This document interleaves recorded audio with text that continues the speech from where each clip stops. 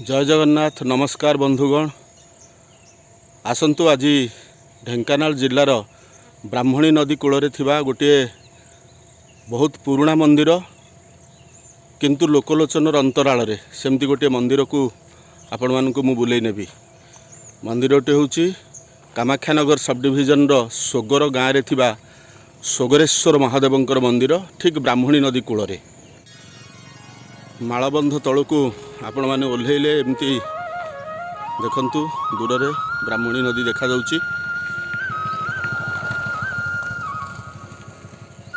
ब्राह्मणी नदीर सुंदर परिवेश ये देखंतु अति चमत्कार परिवेश।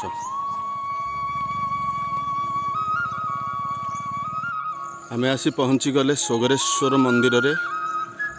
ये देखंतु सोगरेश्वर मंदिर फाटक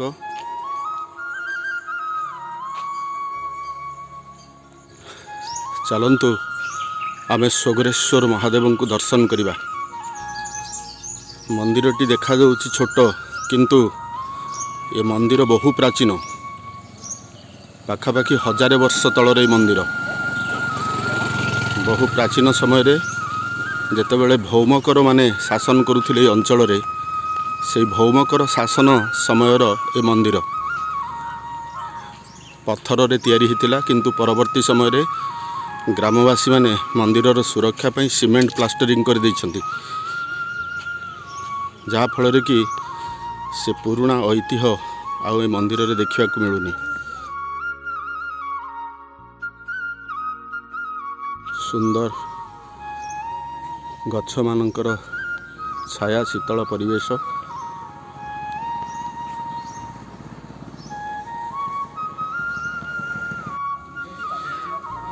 ये देखंतु सोगरेश्वर महादेवंकर मंदिर। मंदिरटी छोट देखा जाउची मात्र ए मंदिरर बयस अति कम 1000 वर्ष अधिक।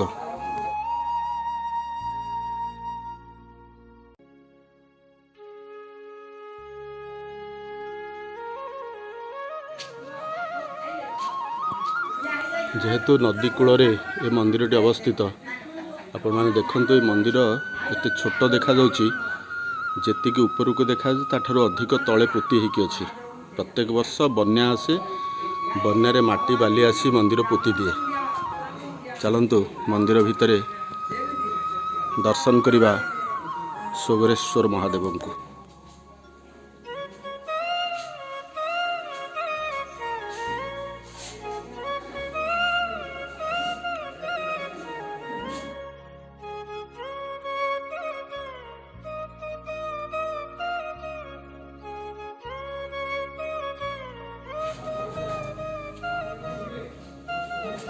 देवदेव महादेव श्री सोगरेश्वराय नमः।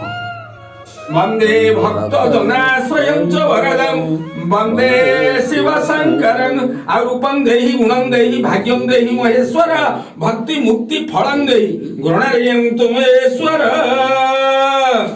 अक्षरमिदं श्रोतं च पठेते प्रयते शुचि सर्व पाप विशुद्धात्मन् शिवलोक स गच्छते।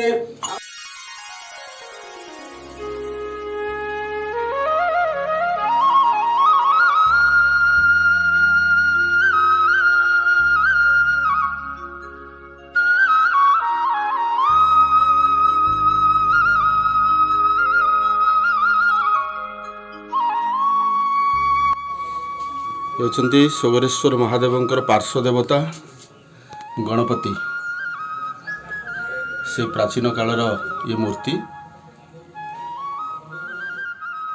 तेबे बंधुगण आज समय हो गलानी विदाय नवा सोगरेश्वर महादेव पीठरू।